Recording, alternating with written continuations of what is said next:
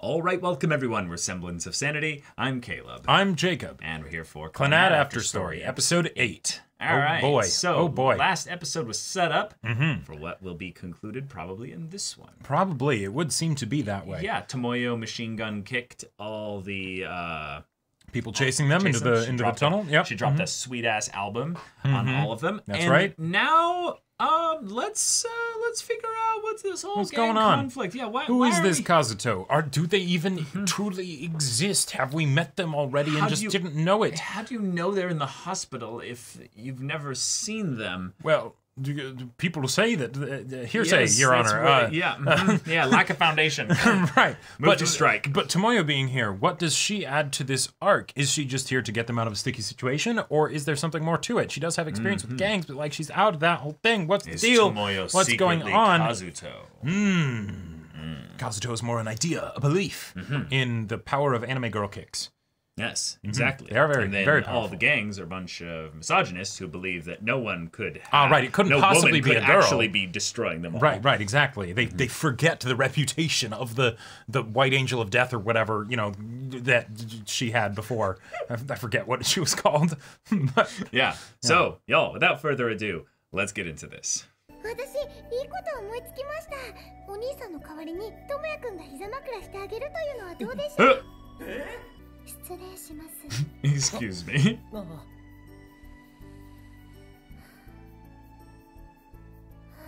No. いい感じです。 And immediately Yep. falls asleep. uh-huh. Whoa. She's really tired. こういうの見て何とも思わないのか。正直言うとちょっとだけ Give me one when you're. Uh-huh. when Yep, we're alone exactly. next. Oh, she's already talking in her sleep. Whoa. Yep. Yeah, she's really tired. Mm-hmm. That's not I didn't get good sleep last night. That's I got horrible to no sleep last night. And maybe I for have the last not been 2 getting years. sleep for a long time. Mm-hmm. I will tell you, there's a Venn diagram I often use Oh, yeah? when I'm interacting with people where obviously there's no hard, correlation does not equal causation kind of thing going on here. But people that tend to be just stressed in their daily lives in general don't tend to get good sleep. Sure. So you can see things about them physically that are generally signs that they don't get good sleep, right? And thus, if you provide an opportunity to be a place or a source of peace in their lives, they will get so restful and relax around you, and it's a great opportunity to get close and get to know somebody. Not literally giving them a lap pillow, but kind of that equivalent. Because a lot of people feel like they're not allowed to really turn off, around people. They only do that when they're alone, Sure. But if you give someone basically that opportunity, then they'll be like, oh, okay. Well, that's And why... they'll relax and they'll take things a lot slower. Yeah. Yeah. So I love any time in stories, romantic or otherwise, when a character just sort of falls asleep next to someone. Yeah, for sure. ゆきね A courageous battle. さんを兄だと勘違いしてるんですか。向こうの奴ら勝人さんが退院したと I don't know why they would think that. And because Tomoyo was the one that kicked them in the tunnel, Right. they don't know that it wasn't Sunahara. Yep. でもそれは誤解です。そうだ昨日あいつらをぶっ飛ばしたのは友也だよ昨日のことなんだが。 Oh. やっべゆきねまたな Ah! どうやらちょうどいいタイミングだったんだな。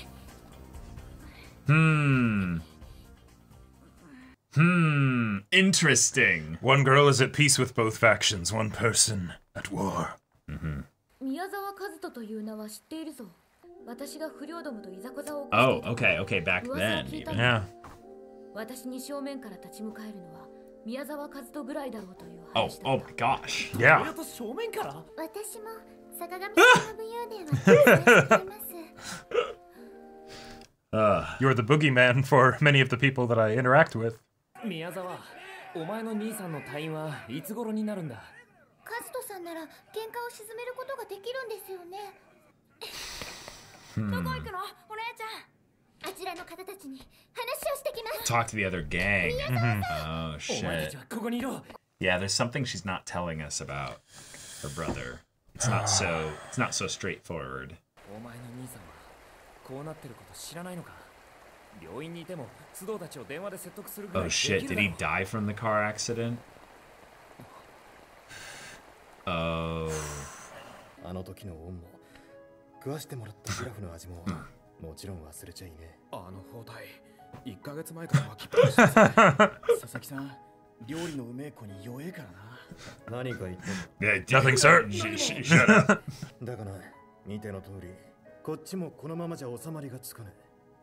そこでだ、大将同士のタイマン勝負ってのはどうだ。負けたら勝った方の下につく。それがギリギリの妥協戦だ。 Pretty good compromise. で、OK しちまったのかよ。ゆきね、そりゃないぜ。俺たちに断りもなく勝手に。あのさ、向こうは篠原の兄ちゃんが宮沢和人さんだと思ってるんだよね。その手があった。ちょっと We'll teach you how to fight. Training arc, let's go. 兄ちゃん自慢してたじゃん。昨日敵のあ4人まとめてぶっ飛ばしたのは自分だって。4人もまとめて。そいつはすげえ。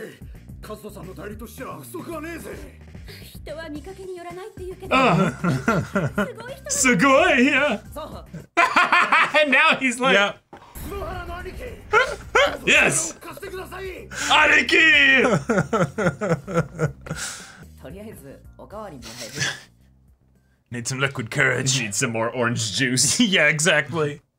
というのをなさるんですか？私やっぱり喧嘩は良くないと思うんですけど。 Okay, now Miyazawa, your miscommunication is not helping. You need to tell us what's going on. 悪い人たちではないんです。小さな町に2つのグループがあるとどうしてもいがみ合ってしまう No, でしょう。 no.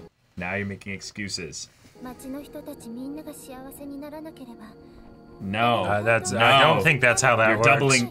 Oh, the burial site behind them. Yeah, he's dead, isn't You he? know, what was that about her not having flaws? なぜこんなことになってしまうのでしょう。 I think they're laying it on thick at this I think point. they're really, You know, I really think thick. there's a possibility something might have happened to her brother. Yeah, yeah. 砂原さん、今のうちにお腹をいっぱいにしておいたらどうで Yes, すか？ eat before a fight. これ、うちのお母さん Oh my god. Use it as an improvised weapon. 砂原さんがとても大事な勝負をするって言ったら持たせてくれ Oh no, the cursed bread. た作のハイパーレインボー Use it as Give a you the stunning powers of weapon. Captain Planet. Blind your enemy. Rainbow to you. こちら、お友達にいただいた究極のジャ Oh ムだそうで god. す。 Who knows what that こ jam? の究極のジャムを塗れば最強コラボの完成 You です just vomit on the guy, and then you. You can't even Be all see Sonara's powerful. face.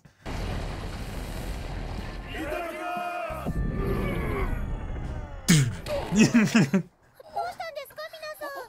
っかりしてください。 Oh no, they can't fight now. Ah, he has to do it. 俺が行く。智也くん。あんた本気？揉めてる暇はない。篠原たちの手当てを頼む。あ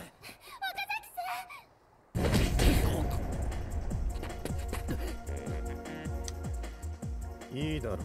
とりあえず遊んでやる。 Yeah, not even gonna be a real fight at all. Yep. Oh shit, we're gonna get some fight animation here. Oh shit! Oh shit! It's a boxing match without gloves. Yep. 右肩が悪いのか。ちょっと。 Yeah. だが手加減は無料だ。やれるまでもね。 He's taller. He's got more speed. He's way more used to fighting. I mean, yeah. I mean, Okazaki has fought before, but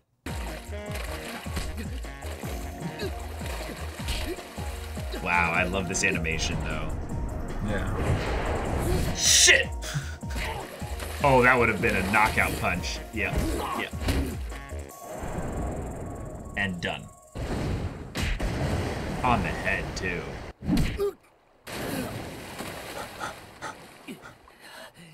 Doesn't know when to quit.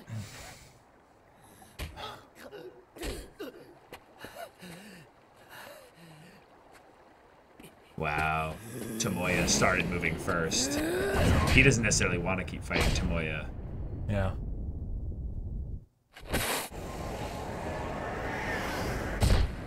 Oh, shit! Solar plexus punch.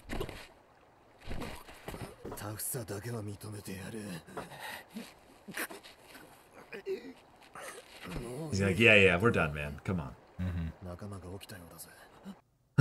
Finally, It took them that long. The rainbow bread was that strong. Uh-huh. Oh, Tsunohara runs immediately after him. Oh, and now we have the fight escalating. No. All for nothing. Oh, Miyazawa jumped into it, yeah.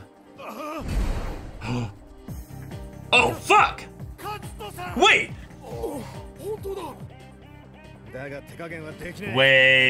Wait, what is this?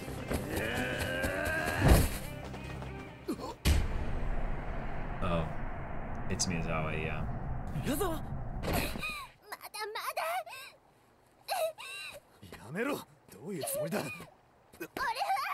Oh. Yeah.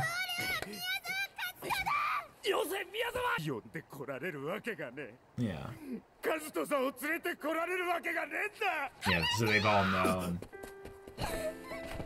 Oh.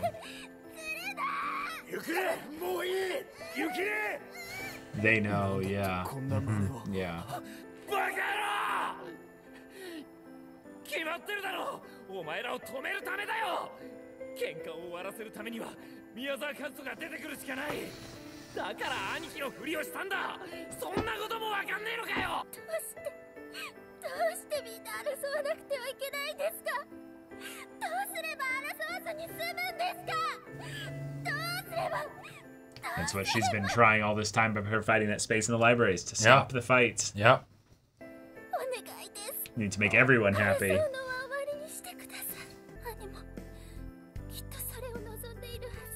There we go. Yeah. I like all this happening with the full moon out. Almost like his spirit is watching over them. Yeah. Yeah. Yep. 最初はやっぱり怖かったんですけど少しずつみんな私を仲間に入れてくれるようになりました。みんなと一緒にいるとカズと兄さんも隣で笑っているような気がしたんです。 You found your family again. 最後まで争いをやめたいと願っていました。でも兄がいないと分かったら佐々木さんたちが攻めてくるかもしれない。だからみんなで相談して決めたんです。 Yep. 兄が亡くなったことは秘密にしようって。この町から争いをなくすことが兄の願いで、私はそれを実現させたかったんです。どうしても。 Yeah. Pay respects as well, yeah. Yep.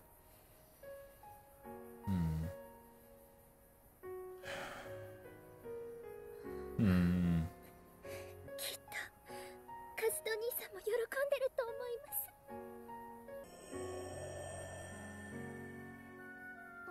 Whoa. どうかしましたか、智也くん。 Nice. Classic. Yeah. 皆さんはこの町の伝承をご存知ですか？伝承？いいことがあった時や幸せな瞬間に光の玉が現れるんだそうです。正体はわかりません。でも確かにその光が幸せの象徴とされていたことです。そして手に入れれば一つだけ願いを叶えることができる。もしかしたら岡崎さんは特別なのかもしれませんね。 He's the main character after all. どういうことでしょうか。すいません。それは私に。 That will be revealed later. けど岡崎さんは岡崎さんです。 Yeah, he only knows what he knows. That's right. 皆さん、私の大事な大事なお友達です。私、本当に幸せ者です。こんなにたくさんの人に支えてもらって、カズと兄さん、ありがとう。 Okay. All right. Well, I mean, That was really sweet. Wasn't it? But yeah, it didn't have any. We didn't even like. There was not even any direct follow up on like Tomoyo showing up. It's just, oh, she saved them. All right, next day. Yeah. It also was a world building thing. Yes.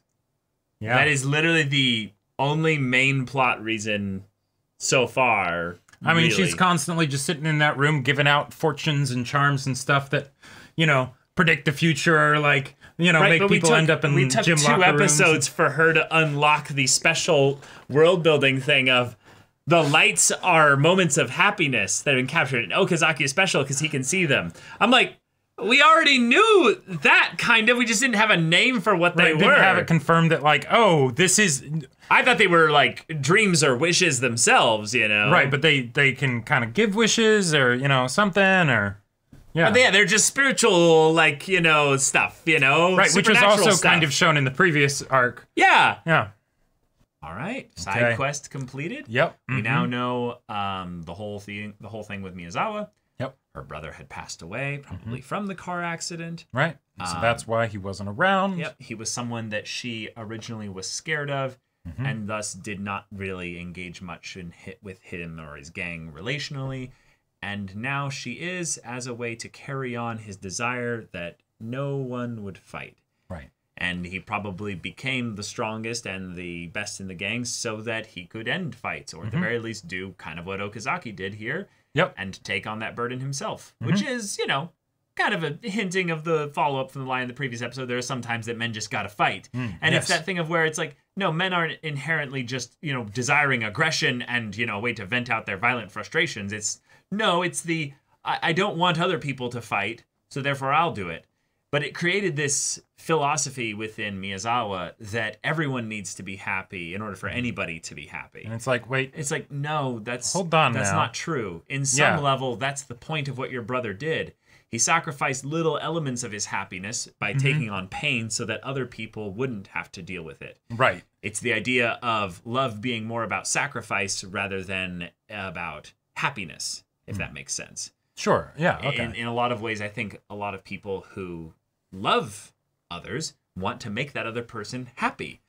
But that doesn't mean that everyone needs to be happy. Right. You will not necessarily be happy all the time because life has ups and downs. Yeah, yeah. And so, you know, to try and burden yourself with another's happiness because you care about them and love them, right, is that's more like pain avoidance. Right. That's a form of denying reality. That's a form of not accepting basically things as they are. Love is found amidst happiness, sadness, tragedy, trauma. The big Dango family joy, doesn't need, you know, like can happen wherever, whenever. Yeah, it happens in a bit of peel-off. It happens in a bit of taking care of someone else's wounds. It happens in the fact that you scramble out of the window again so that you don't trouble her anymore by making her get, you know, into issues with the faculty staff. There's a lot of little things in where love is found in these little things. But, of course, Miyazawa didn't want to kind of have to face the idea that her brother was not only gone, but was wanting her to be happy as well. And now, here we are. So all right. Now, cool. Now, this arc in general doesn't have too much more to go for it other than some focus on Tomoya, who, being the lead delinquent of this story, someone who got into a lot of fights, someone who was also, you know, maybe a bit scary to some other people where they wouldn't really engage with him and stuff. As they got to know him, he now has a lot of friends. He has his own found family, something he needed. Yep.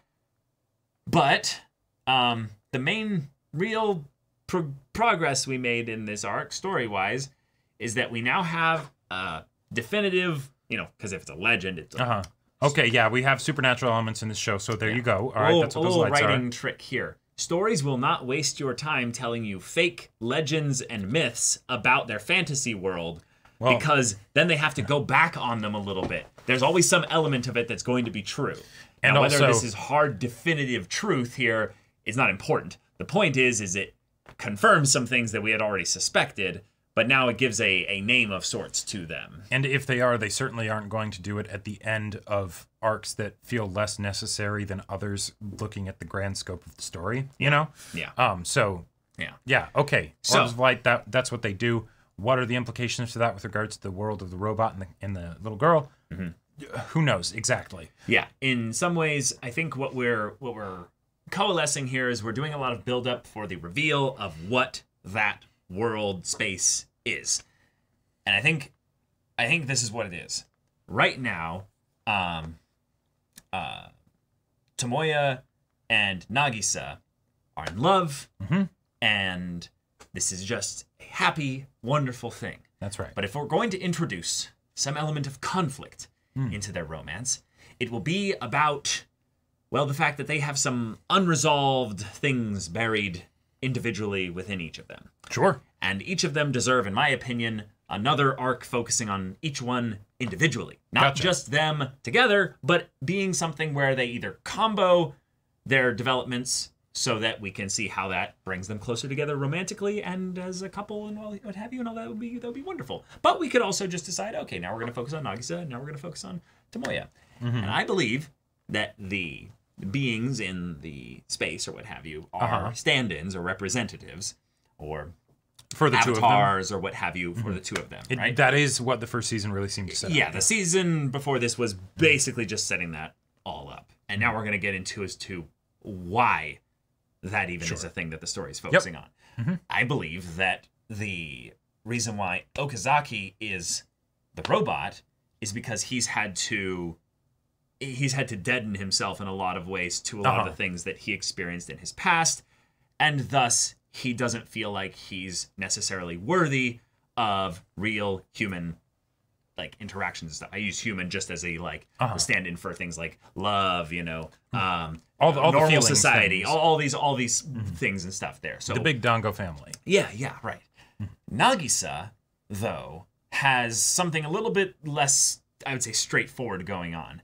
It's a combination of where she kind of felt guilty about the burden that she was on her parents. Right. But there was a lot of time where she was explicitly alone. A lot of times where she basically felt probably isolated. This space is one where she that was. seems to match that. Well, right, but there was a point when she was in there and the robot wasn't there. Because she made the robot. She made the robot. Right, yes. right. So she, in some ways, conjured up something that could be her source of comfort in her loneliness, Okay, yeah. and something that would be a friend, someone that would be there to listen to her. But I believe they're still holding in the background her health issues as a potential thing as well. Gotcha. So it could be that this is her like, oh, I feel in between life and death. I feel scared about life, and if I'm going to go through life, I need someone to be a companion with me through this pain, Right, this because struggle. if she didn't have any friends at the start of the show and she felt a bit distant from her parents because of them taking care of her and her being like, okay, did I do something to them, and then finding out that they gave up on their dreams because of her. Yeah. And if they're in the land of memories of happiness and wishes and all that, the sweet romantic thing is that they wished for each other. Their wish was to find someone like the little miracle that in the midst of their situations they were able to find each other. Yeah. It's wonderful. Yeah, right? it's wonderful. It's sweet. And the idea that there's a memory of happiness tied to the lights and stuff, and that's something that dances all around them in the sky here, that could be something where there's some points at which maybe they have memories of each other in the real world or something like that. But I feel like that's... There have been supernatural elements in arcs for other characters. Yes. Cool. But they're usually self-contained. Like They're usually self-contained. Very self-contained. This feels more like a supernatural element that's like for the entire show as a rules. whole. Yeah. We're explaining rules and things. Yeah. Now, if you were to think of this show as like, okay, you've got the arcs for the different characters, but then maybe for any type of show like this, the overarching arc, the story itself, is the story then of the main character. So then maybe this is the supernatural element for like Okazaki's arc that is the show of Clannad and After Story and all that.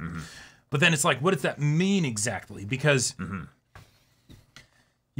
Right, because we have effectively stalled out their romantic development story to focus on tertiary characters' arcs and give them little bits of maybe perspective, but also to just give us breathing time, I feel like, just to see them together as being normal.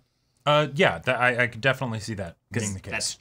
That's just how they live now. They are together. And with people of their temperaments, the relationship is not necessarily one that will move quickly. Okazaki, because he does a lot of avoiding, even though he's been getting better at it. And then Nagisa, because she is not a very confident person and doesn't often communicate her own desires and things, right? She blushed when Okazaki was giving his lap as a pillow to Miyazawa, but she didn't even say like, oh yeah, I would like to do this with you after. It was just like, oh, I blush because that is what I want, but I'm not even going to say it, you know? Yeah, I mean, we translated that. The audience translated that. Yeah, but exactly. The characters aren't going to say it. Right. It's even if Tomoya understands, like, sees the blush and knows what it means and everything, that doesn't mean that that's going to happen, right? It's just, oh, he notices it, you know? Right. And if she's not communicating her desires, then from his perspective, he might be like, well, she doesn't, you know. Oh, you know, well, maybe she's nervous, maybe whatever, right? Yeah, you know, and it's just a lap pillow thing. It's not like he doesn't believe that she loves him or anything. Exactly, you know. They know that they love each other. Yep. But there are plenty of ways for their relationship to develop when it gets focus, and plenty of reasons of why it wouldn't when it's not getting focus. Exactly. Yep. And thus, this arc kind of feels like a blip in that I really liked what they did with Miyazawa's character. I liked that we then, in this episode, found out what her flaw was rather quickly. Her character has a very specific, strong flaw. There's something that she's not admitting to herself and others. She's not accepting. And also, thus, she's defined her life around it. Yep. And that obsession, if you will, is one that made her appear really, really magnanimous, like really generous as a person. But then when you realize that she was applying happiness as a almost like the sauce that's being put on the rainbow bread, you know, like yeah, I don't know. Apply generously and to everyone and without regard to the consequences of application. Yeah, I'm sure there's like a connection there of, you know, like I'm just trying to bullshit my way into a connection. I don't think there's any incredible connection at all. And dazzling to look at, but at the same time, you know, maybe you don't want to eat that. I don't know. But yeah, it's a very normal response, I feel like, for this arc, because and a couple of the arcs that we've gotten in After Story, because After Story has such a reputation, you know, that it's like it can be this thing of like, well, wait, where's the like, you know, the blowing you away, you know, like timeless, you know, storytelling stuff that's I do have a bit of that kind of, I think, going into this arc, in that I've heard of people praise Clannad for not After just being Story a good show, but that you will be very rewarded for watching Clannad and then After Story. And so I guess I might have presumed a little bit about certain like things that would make sense story-wise to have in a sequel, you know? I think you handled the transition into After Story very well, because it's one of the first episode was flawless. Oh, the first episode was fantastic. I think the first episode was just And I know why people don't like the Sunohara arc, but I still think there's some great stuff in there. Yeah, and I think that in general I have a lot of patience for kind of stories that like to meander and give like lots of attention to side characters and stuff, because I like ensemble casts. I like having large casts of characters where you're not getting focus on the main characters every single time. Nope. And maybe it's because of the visual novel aspect of this, where the main characters have to be involved, even if they have really no reason to be. You could just as easily make it be something where they're completely removed from the story and have it be a compelling narrative. Yeah. In some ways, maybe even more so. In some ways, more so. I would say that's maybe the thing that is why I like these mini arcs so far. But I also really feel like they're held back by the fact that Tomoya must be involved in every single one. Imagine he has to be the person that holds, helps resolve the conflict. And yeah, exactly. And it's like, No, he really doesn't. Right. Imagine if this arc opened up and we just had a look into Miyazawa's life. And yes, I know you could they could get very boring if it's just showing her in a library thing with a book or whatever. Someday in the rain. But at the same time, as a way to showcase that she's grieving her dead brother, but won't actually focus on it or admit it, or like, you know, like is sort of in denial of it and not accepting it, that could be a wonderful way to just sort of like, you know, most of the reason why the reveals happen the way they are is because the character of focus here, Miyazawa, doesn't want to share that info with the main cast. And the main cast are here because this is a visual novel kind of thing, where we need to have them go through the route of the side quest or whatever this was for Miyazawa, which I get. That's cool. That's cool. I just feel like as an anime, as a story here, this is one where the structure of things, I feel like, holds back the potential of these little mini arcs from being really impactful. Now, I would say in a lot of ways, the Misai one works more for me because of not the structure, but because of how I related to Misai. Not meaning like it was more relatable personally to me. So, whereas I would be very curious to see how someone would respond for someone who relates a lot more with Miyazawa here. Sure. I feel like that's another thing, is that this is something where different people will find different things to enjoy about these mini arcs. One of the things that I think is interesting to point out, though, is that, you know how you were saying, I think the story would do a lot better if the main characters were removed from the situation? That's what the Misai arc did. Because it was we're going to do this in a flashback. That this is being told to the main characters for a reason, right? And they're going to get some lesson from it or whatever. But when the actual story is being told, they're removed. It's just these essentially new characters, right? And getting to know their story and their feelings and all of that stuff. You're right. Yeah. But, yeah. Good point. But yeah, all right, cool. Thank you all so much for watching this episode's reaction and discussion. If you want to see the next episode's reaction and discussion right now, though, go check out the link in the description below for our Patreon. You can get on early access there. You can watch full-length timer reactions there, and all this comes with Discord access, so you can chat with us in the community there about this show, about anime in general, and also be sure to check out our Twitch channel. We stream every weekday. The info's in the description. Yeah, so if any of that interests you, we'll see you there. But until then, or semblance of sanity, I'm Caleb. I'm Jacob. And we'll see you all next time.